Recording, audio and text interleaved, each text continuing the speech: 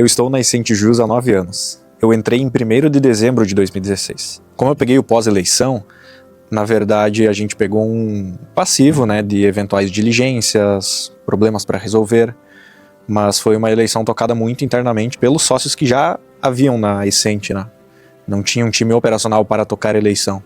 A minha entrada veio para mudar isso em 2018. Eu tinha 20 anos na época. Quando eu saí do Sicredi, eu lembrei que o meu ex-professor, o Guilherme, tinha essa empresa de contabilidade em Tucunduva. Eu não lembrava mais nem o nome, eu sabia que era escritório regional, ele tinha feito um rebranding da marca. E aí eu acabei ligando para ele e deu a coincidência dele estar procurando alguém para começar a tocar mais esse projeto à parte, né? Então foi assim, casou. Deu uma questão de uma semana ali, eu saí da cooperativa e comecei a trabalhar com o Guilherme. Começou a se criar um time para Vicente Jus aí. Eu não lembro a próxima pessoa pontualmente, mas a gente tem ali a segunda ou a terceira pessoa após eu entrar no time, foi a Patrícia, se não me engano, gerente financeiro. Não, em nenhum momento eu pensaria que trabalharia com contabilidade eleitoral. Nenhum momento. Não, quando eu entrei eu não sabia o que era contabilidade eleitoral, tanto que o início foi mais ou menos assim. Eu vou tocar esse projeto da Vicente Jus, o Guilherme falou pra mim que ia tocar esse projeto da Vicente Jus, me colocando na casa dele para trabalhar, para não misturar as coisas. Então tinha o escritório lá com, não sei se era 12, 13 pessoas na época, mas aí eu fui trabalhar acho que era na sala dele, na mesa dele, lá em Tucunduva, e daí depois de uma semana e meia, daí eu fui para dentro do escritório, até eu compreender o que era contabilidade eleitoral, contabilidade partidária de fato. Eu conheci o Guilherme no curso técnico de contabilidade na FAOR. Depois desse curso técnico de 1 ano, a gente não teve mais um contato tão frequente, e aí eu fui estudar economia na FAOR, aí graduação. Depois de 2 anos, eu mudei para um curso de contabilidade na FEMA. É muito difícil dizer como eu aprendi isso. Foi tentativa e erro, aprender contabilidade eleitoral. Não consigo lembrar de alguém me ensinando, além das próprias conversas com o Guilherme Sturm, de normas por cima. Meu onboarding foi, tá aqui a legislação e tá aqui alguns extratos pra gente fazer algumas coisas. Eu lembro como foi a primeira semana. Foi olhando para extratos de um partido em Maurício Cardoso, Dr. Maurício Cardoso, se não me engano. Porque tinha que compreender a movimentação, os critérios, entrada, saída dos recursos. E naquela semana eu tive que ler toda a legislação. Sem entender muito contexto, simplesmente tive que ler e aprender. Era tipo isso. 2 legislações, uma legislação anual e uma resolução de partidos políticos.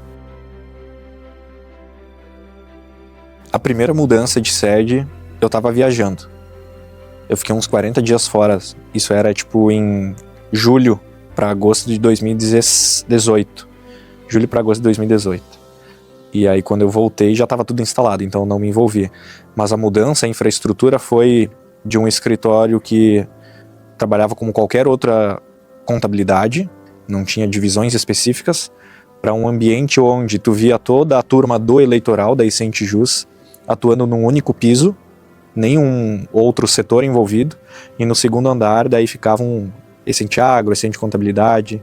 Então a separação das unidades de negócio começaram a ser mais claras com essa primeira mudança. A primeira eleição que eu participei foi em 2018, e para mim foi um momento onde eu não tinha um papel de liderança ainda. Eu atuava como uma pessoa mais sênior no assunto, por já ter vivido 2 anos anteriores com o tema eleições na cabeça, né? Então eu já tinha isso um pouco mais na mente. Mas a gente contratou muitas pessoas poucos meses antes da eleição, e a gente teve que treinar essas pessoas durante a eleição, na prática, já atendendo o cliente.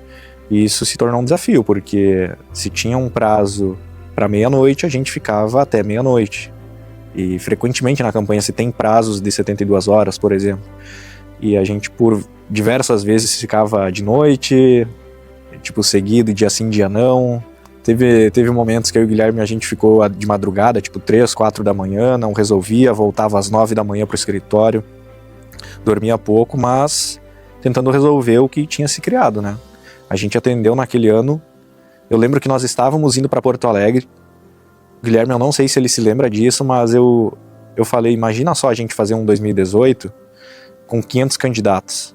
E aquela eleição a gente colocou 800 candidatos para atender. E a gente não tinha estrutura, não tinha time, então era tudo muito sazonal, como o Guilherme mesmo fala, é uma safra. Então a gente foi atrás de gente, a gente tentou capacitar com o que deu, foi muito longe do perfeito, mas foi o necessário para crescer. A gente fez 800 campanhas e é isso. A gente percebia que para sair desse modelo de excesso operacional, né, que foi a campanha de 2018, a gente tinha que colocar um modelo de parceria. Então a gente mudou o modelo para um modelo que se chamava microfranquia. Era longe de ser um modelo perfeito, mas foi um modelo bem engessado, burocrático, mas foi importante para validar. Isso começou no final de 2019, ali por novembro mais ou menos. A gente colocou esse modelo, foi adaptando, a gente conseguiu fazer algumas vendas para escritórios no país, depois a gente mudou para um modelo de associação. Então ele era um pouco mais flexível, mas foi um modelo importante de onde a gente parou de atender de fato aqui dentro o cliente e o contador passou a atender e ter ganhos com a gente também. A gente começou a fazer uma divulgação muito forte, uma captação muito forte em todo o país, relacionado a um modelo de associação onde o contador tivesse novos ganhos e um novo mercado. E a gente chegou num mês a bater mais de 100, se não me engano, eu acho que foi 100 vendas de escritórios associados em menos de 30 dias. Crescer foi uma necessidade de mercado porque a gente viu uma oportunidade, um mercado, um tipo de cliente, um tipo de serviço que não tinha essa devida atenção. A gente viu que tinha como pegar e dominar essa parte do mercado, porque ela era carente de profissionais qualificados nesse nível. Isoladamente no país tem contadores muito bons, mas é tudo muito pontual, é difícil de achar esse profissional. Você coloca uma informação no Google, você não encontrava, pelo menos na época, né? E aí a gente mudou esse modelo para resolver um problema operacional, mas também para poder faturar mais. Então a gente conseguiu ver que ia expandir nesse modelo o faturamento também. Junto com a mudança operacional do modelo de atuação da Icentijus, a gente passou a ter essa rede de contadores e isso exigiu uma organização um pouco diferente da nossa infraestrutura. A gente já tinha tecnologia, software próprio para desenvolver o serviço, mas exigiu um modelo de atuação diferente, integrada com o contador, porque à distância nós precisávamos acompanhar de forma próxima dele o que ele desenvolvia, porque a gente fornece um pacote de soluções, onde a gente treina sobre a legislação, a gente treina sobre o uso dos nossos programas, das nossas tecnologias e o nosso modo de ser e atuar com o cliente. Então, o mesmo time que atendeu operacionalmente passou por um bom teste em 2018 para poder atender e dar suporte para esse contador nos anos sequentes. Por onde eu começo? Quando eu entrei na Icentijus, eu era apenas um funcionário. Não sabia onde eu ia chegar, não sabia por quantos anos eu ia ficar na Icent, não sabia direito qual graduação eu ia fazer, porque na época eu estava fazendo economia com fortes suspeitas de se eu continuo ou não continuo, e aí eu mudei para contabilidade. Muitas coisas das quais me moldaram hoje, enquanto profissional, vieram de momentos pontuais. Não foi no primeiro ou no segundo ano que eu disse, eu quero ser isso. Eu tenho essa meta, quero chegar nesse nível. Eu vou fazer essa graduação e eu vou chegar aqui. Assim como a Icentijus foi sendo construída e a cada ano a gente via uma meta diferente, a gente tinha a ideia de fazer algo diferente, né? A minha personalidade, o meu profissionalismo, a construção e entendimento sobre quem eu era e o que eu queria fazer foi sendo construída dessa maneira também. Então, acredito que seja pela idade que eu tinha na época. Então a maturidade era, vamos ver o que vai ter esse ano e vamos fazendo. Hoje eu visualizo isso com muito mais clareza. Mas tudo tem um preço, né? Eu passei alguma noite, alguma madrugada trabalhando com o Guilherme. Alguns momentos de vida social deixadas de lado.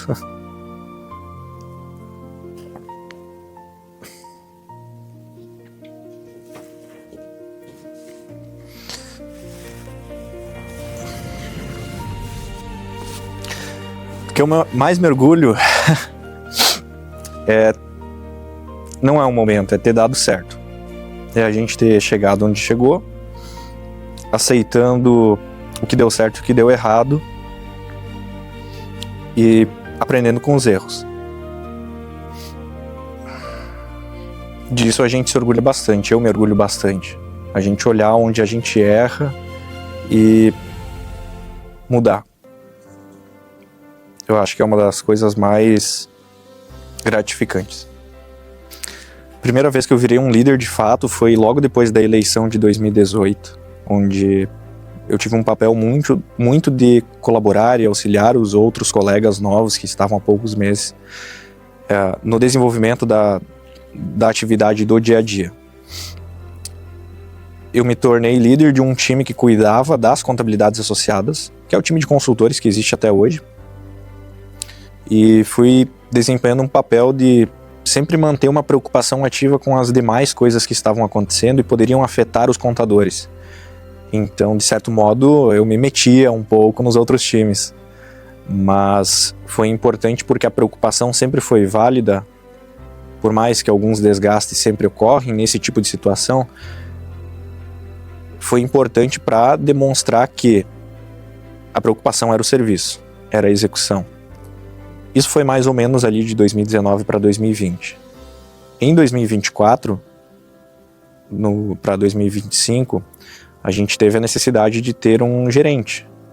E aí eu fui colocado nesse papel devido a esse excesso de preocupações, sempre com todas as atividades, compreensão do que a empresa é como um todo, né? Conectar todos os times, fazer os alinhamentos. Foi mais ou menos assim, de forma bem sucinta. O maior desafio é a comunicação.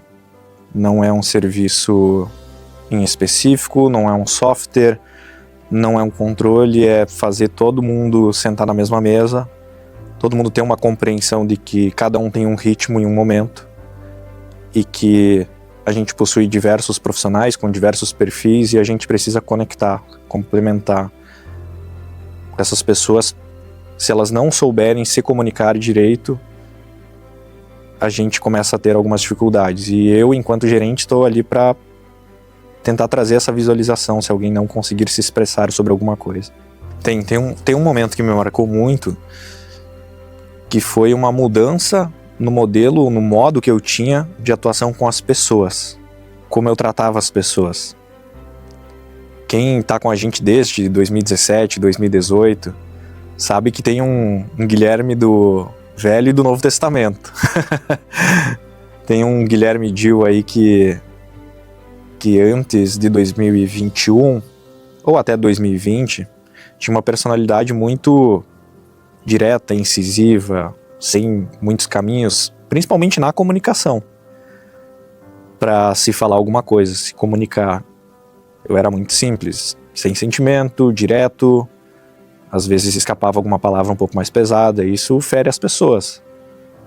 Não na intenção de ser mal, é para resolver o problema, é para avançar, para solucionar um problema no serviço em específico, mas de uma maneira bem rude. E isso gerou muito desgaste no time internamente. Eu acho que o que mais marca nessa minha evolução profissional, nessa minha construção de perfil, foi essa mudança no final de um determinado ano. Eu não lembro se foi no final do ano de 2020 ou no de 2021, mas eu parei para todo o escritório, assim, numa rodinha, a gente estava fazendo alguma atividade, e eu pedi um momento e eu falei sobre isso. Aí eu falei para todo mundo que eu estava disposto a fazer diferente. Se esse momento não tivesse marcado dessa maneira, talvez eu não faria parte da história da Essenti. Eu acredito que eu somei bastante na Essenti Jus e que ela tem alguns traços meus, principalmente quando a gente fala na rede de contadores. Toda a parte de ensino, treinamentos, qualificação, 99% dos conteúdos são gravados por mim. Então a maneira do contador ser, quando a gente fala em atuação, acredito que tenha muito o meu perfil. Consequentemente, os times internamente têm o meu perfil, assim como o Guilherme deixa os traços dele, de postura, né, com o time, jeito de ser. a parte de técnica, né, prática com os contadores, eu acredito que eu tenha deixado uma marca. É meio engraçado o que eu vou falar, mas tipo... Eu acredito que eu não mudaria nada se tivesse que falar pra mim mesmo em 2018. Eu talvez falaria: só segue, não muda nada e vai em frente. Dá o teu melhor. Eu penso que qualquer coisa que eu teria talvez feito diferente, eu poderia não estar aqui e não ser o profissional que eu sou. Poderia ter um outro futuro que eu não conheço. Mas vendo quem eu sou, o que eu tenho, o que eu conquistei, não desiste e segue. Só confia, só vai. Se eu tivesse que agradecer alguém nessa trajetória, seriam as pessoas que estão lá da época desde o início da Vicente Jus, 2018, 2017. Patrícia, Morgana, Daniela Gotin, a Aline, o Lucas e principalmente o Guilherme Stur. Guilherme Stur foi muito parceiro em trocar ideias a qualquer momento, a qualquer horário, sempre muito receptivo pra gente, seja construir algo, ou reclamar de algo, ou falar sobre alguma coisa que estava acontecendo naquele momento. A gente sempre teve um ritmo muito de flexibilização do que a gente fazia. A gente não cegamente seguia um trajeto e persistia até morrer na praia, por exemplo. A gente foi se adaptando a muita coisa. Sempre muito puxado pelo Guilherme. Isso ajudou muito a gente profissionalmente, porque é uma visão que a gente precisa ter hoje. As coisas constantemente mudam. E todas essas pessoas que estão aqui hoje ainda colaboraram para isso. Confiaram nisso também, nessas mudanças constantes, entenderam elas. Se eu tivesse que deixar uma mensagem para mim mesmo em 2036, continue sendo flexível, cada vez mais flexível. O ritmo de mudanças que a gente vive, principalmente numa era com inteligência artificial, é muito constante. A necessidade de ficar se atualizando sobre todos os temas que afetam nossa atividade é muito relevante para que ninguém venha e faça o que a Vicente Jus fez com o mercado. No caso, surge a outra empresa. Em 2036, ainda queremos ser líder deste mercado e de outros mercados, né? Eu acho que é isso.